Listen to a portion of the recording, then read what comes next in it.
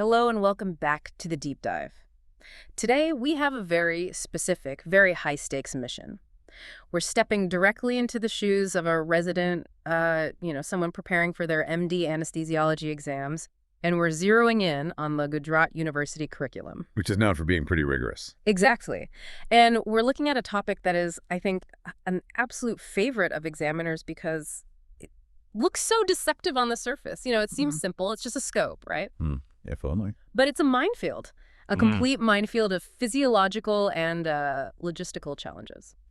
So today we are doing a definitive deep dive into the anesthetic management for ERCP, or endoscopic retrograde cholangiopancreatography. It's a mouthful. It is.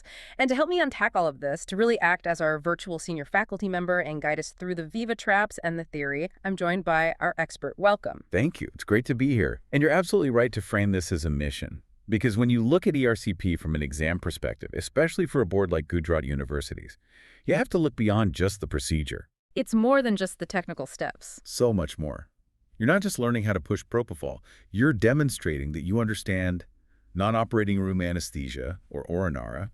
You're showing you get the physiology of the prone position, the pathology of liver failure, and the critical importance of airway safety in a dark, radiation-filled room. A dark, radiation-filled room. That's the image. It is. This is a topic where they test your judgment, not just your book knowledge. They want to know if you can think on your feet when things go wrong. That sets the stage perfectly. I think we've all been there. You see ERCP on the list for the next day, and you think, oh, nice, an easy sedation case. But the literature, and certainly the exam questions, they suggest the complete opposite. They do. It's one of the highest risk procedures we do outside the operating room. Okay, so let's start where every good exam answer should start. I'm going to break this down really rigidly today into parts A through H to mimic the structure of a gold standard exam answer. Let's begin with part A, introduction and exam framing. Let's do it. So if I'm sitting across from the examiner and they just ask, what is ERCP? I can't just say it's a scope. I need that one-mark, precise definition. What are we looking for here? Precision is absolutely key. You want to sound like you've read the standard texts, like Miller.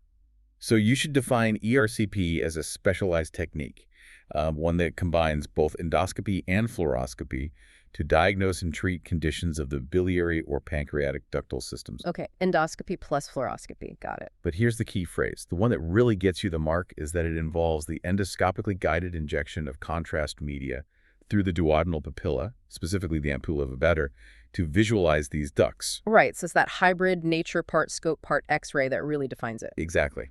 And you must mention the contrast injection. That's the CNP in ERCP cholangiopancreatography. Right, of course. So for the exam, we need to pivot quickly from the definition to the indications. We can't list every single one, but we need to show we understand the scope of the procedure. How do we categorize these effectively for a written answer?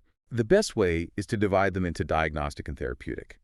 But, and this is a big but, you must emphasize the therapeutic side because that's where the real anesthetic challenge lies. Okay, so why is that? Well, on the diagnostic side, you're looking at biliary obstruction, maybe stones, maybe strictures, or you're investigating a pancreatic mass. That's fairly straightforward. But the examiner is much more interested in the therapeutic maneuvers. Like what? Things like sphincterotomy, where they're cutting the sphincter of Oddi, or placing a stent to relieve jaundice, or stone extraction, and even laser lithotripsy to break up a large stone. These are the things that turn a diagnostic look-see into what is effectively a surgical procedure. With surgical risks. Precisely. Risks of bleeding, perforation, pancreatitis. If a student only lists diagnosis of jaundice, they've missed the whole point. The point is that we're often actively intervening, and that's why they need us there. Which leads us directly to the why. Why is this such a high-yield exam topic? Why do examiners seem to love asking about ERCP? Because it's the perfect storm. I mean, think about it from their perspective. You've got three high-risk components all rolled into one. First, you have the patient factor. The patient is likely sick.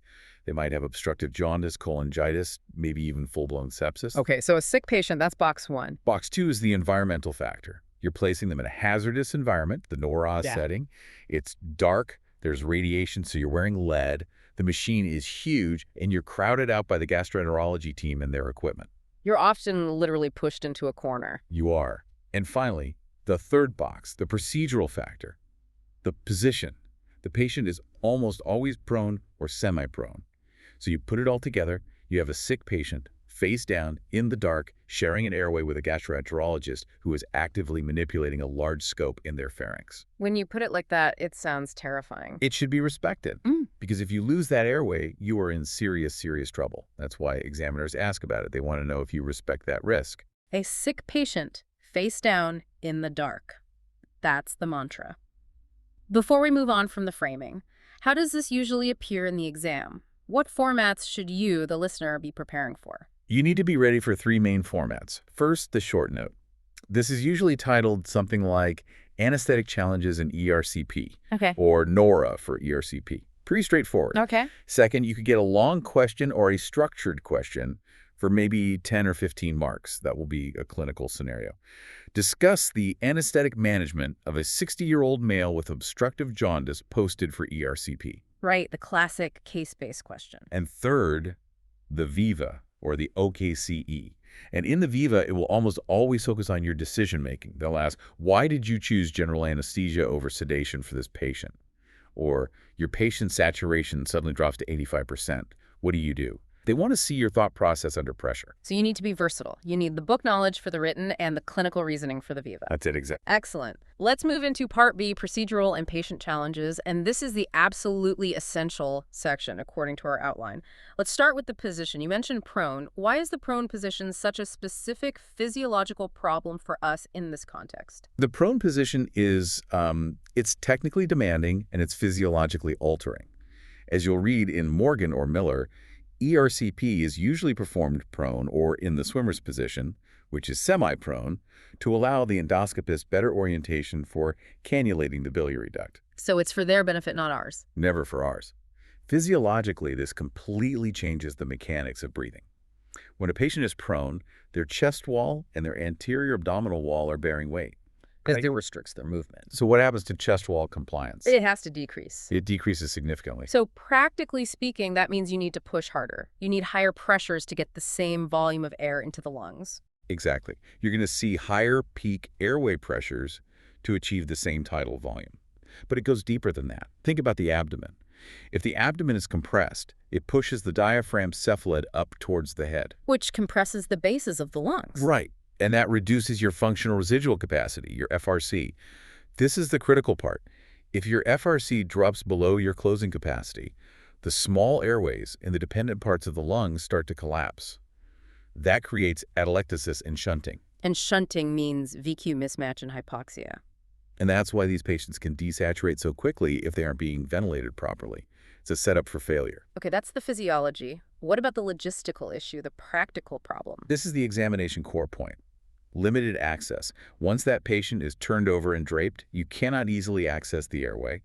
You can't see the face, you can't see the eyes to check for pressure, and you certainly can't do effective chest compressions. It's a huge commitment, turning them prone. It is.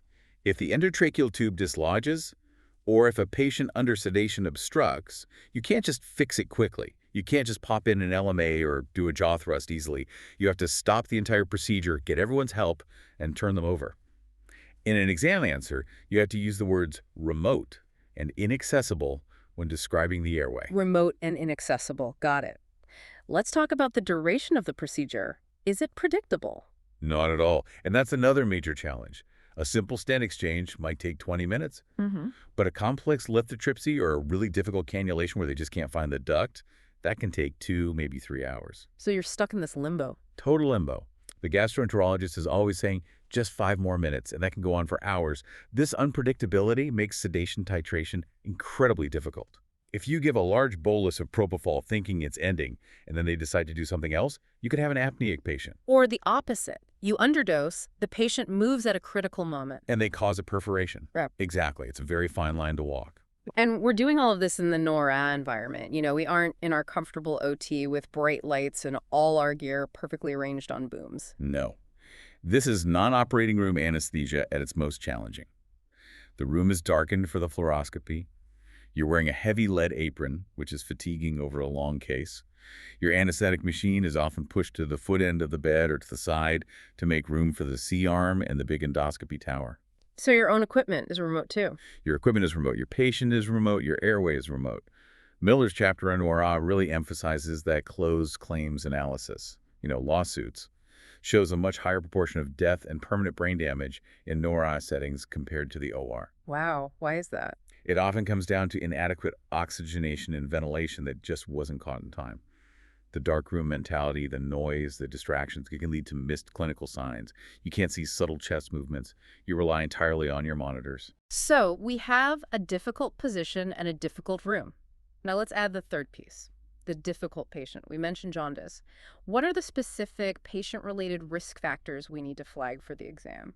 The big one, the one you must discuss, is obstructive jaundice and the associated liver dysfunction. And the first thing that should come to mind is coagulopathy. Okay, bleeding risk. Right. Patients with biliary obstruction can't absorb fat-soluble vitamins from their gut. Vitamin K is fat-soluble. So they develop a deficiency in the vitamin K-dependent clotting factors 2, 7, I, and X. So their INR goes up? Their INR goes up. But here is the nuance. For the high-scoring candidate, you must mention the concept of rebalanced hemostasis. Rebalanced hemostasis. Okay, Yeah. Unpack that for us. Because historically, we just looked at the INR and, panicked. Right. And we still need to be cautious.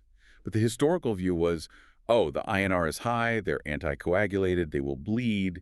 But newer evidence, which is discussed in texts like Miller, suggests that while their procoagulant factors are low, their anticoagulant proteins, like protein C and protein S, are also low because they're made in the liver too. So the whole system is down-regulated, but it's balanced. It's rebalanced, yes, but it's a fragile balance. In the exam, you must still acknowledge the clinical bleeding risk. If the INR is significantly prolonged, say over 1.5, you still treat it with vitamin K. But you should mention this concept to show a deeper understanding. Very good point. We also see sepsis mentioned a lot in the sources, specifically cholangitis. Yes, and you should know Charcot's triad. Can you name the components? Fever, jaundice, and right upper quadrant pain. Perfect. If your patient presents with that triad, they have ascending cholangitis. They are septic. And what does sepsis do to your hemodynamics? It causes massive vasodilation. They're peripherally shut down, but centrally vasodilated. So their SVR is in the boots. Exactly. They are vasodilated and hemodynamically unstable. Now imagine inducing anesthesia in that patient, especially when they're prone. It's a hemodynamic tightrope. You give a little bit of propofol, their systemic vascular resistance drops off a cliff, and because they're already volume depleted from the sepsis, they crash. It's a recipe for profound hypotension. It is. And if the examiner mentions Renal's pentad, that adds hypotension and altered mental status to the triad. That means the patient is in septic shock. That is a huge red flag that screams, resuscitate before you sedate. Resuscitate before you sedate. I like that. And I imagine obesity plays a pretty big role here, too. A huge role. Obesity and obstructive sleep apnea, or OSA. Miller flags these as high-risk predictors for sedation failure. If you try to sedate an obese patient with OSA in the prone position, it's a disaster waiting to happen. Why specifically? Their heavy chest wall compresses the lungs. Their already reduced FRC drops even further. Their pharyngeal tissues collapse the moment they get sedated, and you can't get to their jaw to do a jaw thrust because they're face down. These are the patients where you should be thinking about securing the airway with an ETT from the very start. It sounds like for obese OSA, GA is almost mandatory. In my opinion, for an exam answer, it absolutely is. The risk of sedation is just too high. Okay, so we have framed the problem beautifully. Now let's move to the solution. Part C, preoperative assessment. The examiner asks, how do you evaluate this patient? We can't just say history and physical. We need to be specific and structured. Correct. You need an ERCP-specific structured approach. You start with the airway. Morgan's text emphasizes this is absolutely mandatory. You're looking for the usual predictors of difficult laryngoscopy Malapati score, thyromentosis neck movement. But there's a twist. What's the twist? You're not just asking, can I intubate this patient? You have to ask yourself, if I lose this airway while they are prone, can I rescue it? If the answer is maybe not, then you have a very low threshold to intubate them electively at the beginning. So the rescue potential is the key factor. It is. You also need to check mouth opening. It needs to be greater than 3 centimeters, not just for your laryngoscope, but for the endoscope itself to pass easily. Good point. And what about the liver and coagulation assessment that we just touched on? What specific tests are we ordering? You want a full liver panel, bilirubin obviously, to assess the degree of obstruction. Albumin is crucial because it tells you about the synthetic function of the liver. How well is it actually making proteins? A low albumin is a sign of chronic liver disease and malnutrition, and of course the INR. And what's our trigger point for the INR? When do we act? If the INR is prolonged, say greater than 1.5, the source material, specifically a text like long and short cases, advises administering vitamin K, usually 10 milligram, and you'd want to give it for 1 to 3 days preoperatively if you have the time. If it's an emergency, you might need fresh frozen plasma. Okay. What about the renal side? You mentioned a specific renal risk with jaundice. Yes, hepatorenal syndrome. This is a fascinating bit of physiology and a great thing to mention in Aviva. These patients are very prone to acute kidney injury, and it's driven by endotoxemia. Endotoxemia. Yes. Normally, bile salts in the gut bind endotoxins from gut bacteria. In obstructive jaundice, no bile reaches the gut. So these endotoxins are absorbed into the portal circulation. They trigger a massive inflammatory response which causes intense renal vasoconstriction. Combine that with the hypotension from sepsis or your induction agents, and the kidneys just shut down. That's a deadly combination. Is there a preventative step we can mention to impress the examiner? Absolutely. First, you check their baseline creatinine and electrolytes. But a high-level detail, mentioned in long and short cases, is the preoperative administration of lactulose or oral bile salts. And how does that help? It binds the endotoxins in the gut, preventing their absorption. It's a very specific, proactive measure that can reduce the risk of postoperative renal failure. It shows you're thinking about the pathophysiology, not just the anesthetic drugs. That is a fantastic clinical pearl. Now, here's a concept that comes up again and again in the sources, the full stomach. Even if these patients have followed fasting guidelines, are they really empty? No, and this is a major Viva trap. The examiner might say the patient has been nil by mouth for 8 hours. Is it safe to proceed with sedation? And the safe answer is to express caution. Why? For several reasons. As a text like Yao and Artuzio points out, these patients often have delayed gastric emptying or gastroparesis from their underlying illness, or they might have a functional bowel obstruction. Furthermore, during the procedure itself, the endoscopist insufflates the stomach with either air or CO2 to visualize it. So even if they were empty at the start, they become full of gas during the case. Exactly. They are functionally full. If that patient coughs or gags, they can regurgitate a large volume of gas and acidic fluid. So the safest exam answer, the one you should always give is, I would treat all ERCP patients as potentially having a full stomach. Aspiration is a leading cause of medical legal claims in NORA. That's a clear, unambiguous directive. Treat as a full stomach. That brings us perfectly to Part D, choice of anesthesia. This seems to be the biggest debate in clinical practice. Sedation versus general anesthesia. For the exam, how do we structure this discussion? You need to present a balanced view, but you must lean heavily towards safety, especially for the exam. Let's look at sedation first. This is usually moderate or deep sedation, almost always with propofol. The pros are obvious. It's faster turnover for the unit, it's less invasive, and patients tend to recover and go home quicker. But the cons are significant, and you need to quote this. Miller cites data showing that procedural failure rates for ERCP are twice as high for patients under sedation compared to those under general anesthesia. Twice as high! That's a massive difference. What's the reason for that? The patient moves. It's as simple as that. If the patient coughs, gags, or moves while the endoscopist is trying to cannulate a tiny 2-millimeter duct, they fail. Or worse, they cause a perforation or pancreatitis. And then there's the respiratory risk. If you deepen the sedation to stop them from moving, what happens? They stop breathing. They stop breathing. And they're prone. So you're caught in this very narrow, very dangerous therapeutic window. Okay, so that's a strong case against sedation in complex cases. Let's talk about the alternative. General anesthesia with endotracheal intubation. Right. The primary advantage of GA is a secure, protected airway. You have absolutely control of their ventilation, which is crucial because the CO2 insufflation can cause significant hypercarbia if it's not managed. You provide total immobility, which makes the endoscopist's job easier and dramatically increases success rates. And the downsides? The downside is it takes more time. You've got an extra 10 to 15 minutes for induction and wake-up. And you do risk hemodynamic instability on induction, which we've already discussed. However, for the exam, the most important thing you need to know is the indications for GA.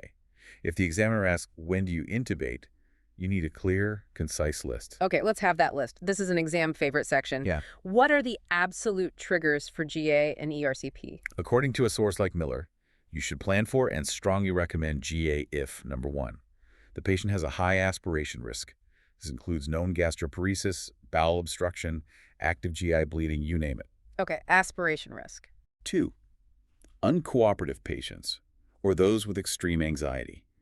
You simply cannot sedate a combative or agitated patient safely in the prone position. It's impossible. That makes sense. 3. Prolonged or complex therapeutic procedures. If they tell you they're planning a pancreatic necrosectomy, a difficult stone extraction, or treating a pseudocyst, don't even think about sedation. If it's likely to take more than, say, 90 minutes, just plan for a GA. Right. Be proactive. 4. Hemodynamic instability, like in a septic patient. Securing the airway allows you to focus all your attention on managing their circulation without also worrying about respiratory depression. Uh-huh. And 5, a history of failed sedation in previous attempts. Okay, that's a solid list of 5. And I would add a 6th, which we've discussed, significant obesity and OSA. For me, in an exam setting, that's an absolute indication. Airway protection in that group is non-negotiable. Airway protection is non-negotiable. I like that phrase. Okay, so we've decided on our technique. Let's say we're doing a GA for a complex case. We move to Part E, intraoperative anesthetic management. Walk us through the airway strategy from the top.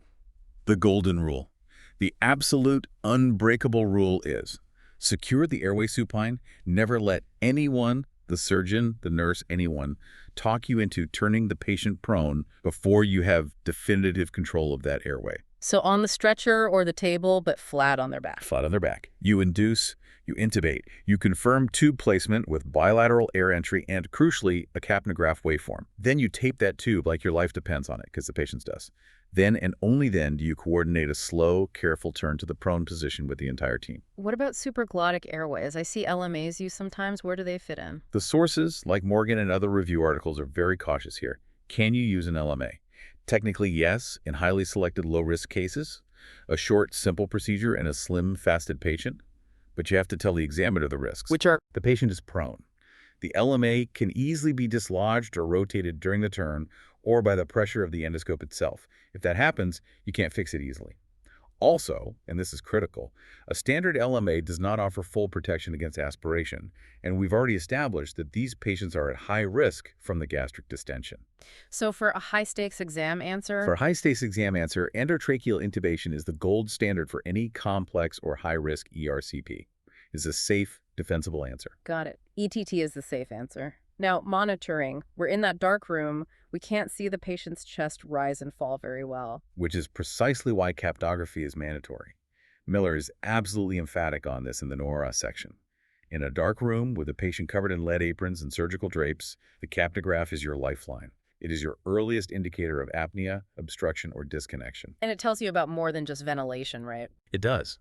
It also tells you about perfusion. If your cardiac output suddenly drops, like from an air embolism or severe hypotension, your end-tidal CO2 will drop precipitously. It's an invaluable tool. And, of course, you need all the other standard ASA monitors, ECG, non-invasive blood pressure, and a pulse oximeter.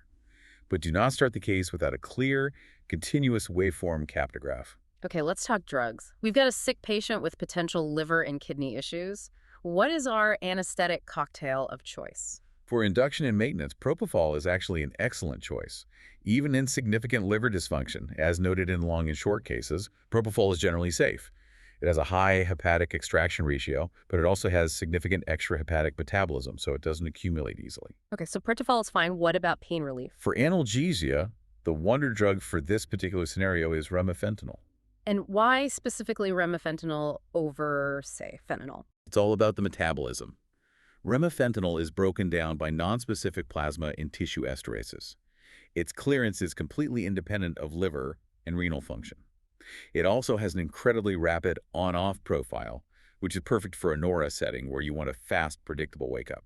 And fentanyl. Fentanyl is also safe, but its metabolism is liver-dependent, so its effects might be prolonged in a patient with severe cirrhosis. You'd certainly need to reduce the dose. Yeah. The one to avoid, if possible, is morphine, because its active metabolites can accumulate, especially if there's any degree of renal impairment. Good to know. And muscle relaxants for the GA. If you're doing a GA, you need profound immobility. The drugs of choice here are cisaterium or atracurium. Because of Hoffman degradation? Exactly. Organ-independent elimination. It breaks down spontaneously in the plasma based on pH and temperature, so it doesn't care what the liver or kidneys are doing. If you have to use rocuronium, a source like long and short cases suggests reducing the dose by up to 40% in significant liver disease because it relies heavily on hepatobiliary excretion. You definitely don't want a patient who's paralyzed for 2 hours after a 30-minute procedure. That's a scenario to avoid at all costs. Okay, we have the patient intubated, we've got our drug plan, now we are positioning them prone. What is on your mental safety checklist for the turn and positioning? The DNB questions source provides a great checklist here. You should be able to recite this. 1. Eyes. Corneal abrasions are a common and entirely preventable injury. Tape them shut securely. After turning, physically check that there's no pressure on the globes. Okay, eyes first. 2. Neck. Keep the neck in a neutral position. Avoid excessive rotation or extension. You don't want to compress the carotid arteries or the jugular veins, which could impede cerebral blood flow or increase intracranial pressure. Makes sense. 3, and this is physiologically critical, the chest and abdomen. You must use supports like chest rolls or pelvic bolsters so that the abdomen hangs free. This is an absolute must-do. And why is the abdomen hanging free so important? I want to make sure our listener really gets this mechanism down cold. It's crucial for 2 reasons: respiratory and hemodynamic. From a respiratory standpoint, if the abdomen is compressed, it pushes all the viscera up into the diaphragm.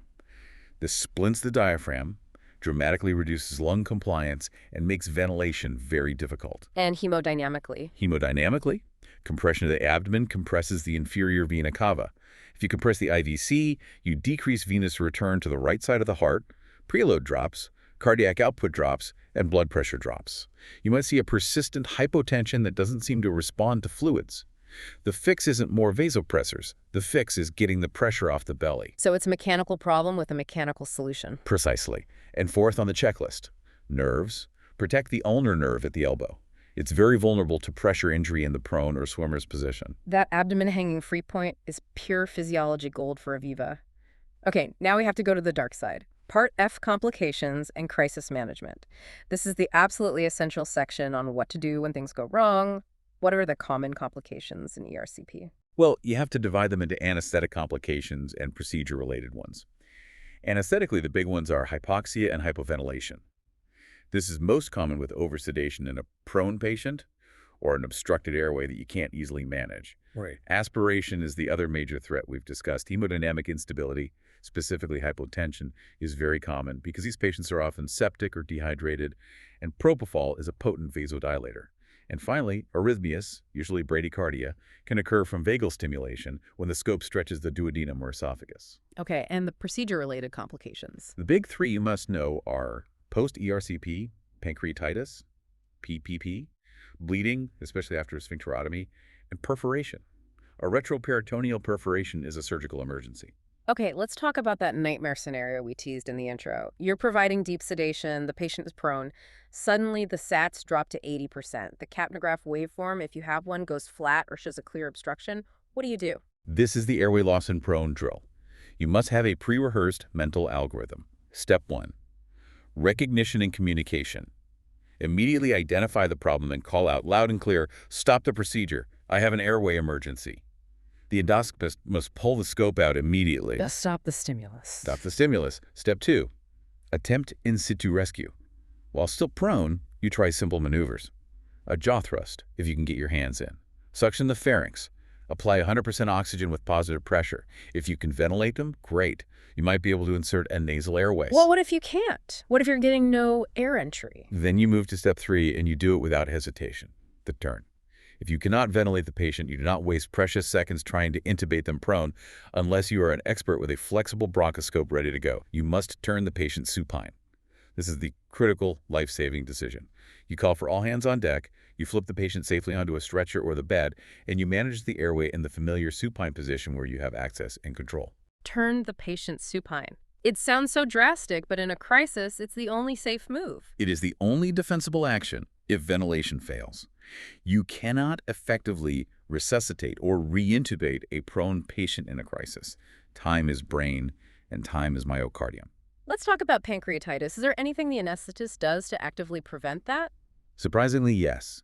And this is another great fact to drop in an exam to show you're up to date. Miller cites a major randomized trial showing that a single dose of rectal indomethacin, a specific NSAID, administered either before or immediately after the procedure, significantly reduces the risk and severity of post-ERCP pancreatitis. And the mechanism there? It's thought to inhibit the inflammatory cascade involving prostaglandins within the pancreas that gets triggered by the trauma of the procedure. Fascinating. And perforation, how would we know that has happened intraoperatively? It can be subtle. A retroperitoneal perforation might just present as surgical emphysema. You might feel crepitus or air under the skin of the neck or chest, or it could be a sudden unexplained tachycardia and hypotension. If an air embolus occurs, which is rare now that they use CO2 for insufflation, but still possible, you might see a sudden catastrophic drop in end-tidal CO2 and cardiovascular collapse. Okay, a lot to watch for. Moving on to Part G, post-procedure care. The procedure is done, we survived the dark room. What are we watching for in the recovery area? In recovery, we're watching for a few key things. First, delayed respiratory depression. This is especially a risk if we use sedation with longer-acting opioids in a patient with liver dysfunction who can't metabolize the drugs properly. Right. Second, we are on high alert for signs of perforation. This would be severe abdominal pain, a rigid abdomen, fever, or tachycardia. The pain of perforation is very different from the usual visceral ache of the procedure. It's severe, constant, and a surgical emergency. And bleeding and pancreatitis, I'd assume. Yes. Watching for hypotension or melena for bleeding, and rising amylase or lipase for pancreatitis, although that usually presents a few hours later. What about discharge criteria? When is it safe for them to go home? For discharge, you use standard criteria like the Aldrete score or the post-anesthesia discharge scoring system, PADSS. They need to be awake, alert, hemodynamically stable, with pain and nausea under control. But Miller adds a specific note for our high-risk OSA or obesity hypoventilation syndrome patients. What's the special consideration? For those patients, you should specifically check for hypercapnia before you discharge them. They are prone to retaining CO2 after sedation. If they are still hypercapnic or excessively somnolent, they need to be admitted for observation and may even require non-invasive ventilation. Great point. Okay, now for Part H comparison and exam integration.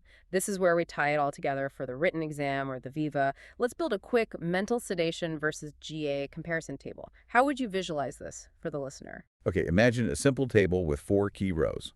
Row 1, airway safety. For GA, you write secured and protected. For sedation, you write at risk and shared. Clear distinction. Row 2, hemodynamics. For GA, the key issue is induction hypotension. For sedation, it's more variable, but generally more stable unless you have an overdose event. Okay. Row 3, operating conditions.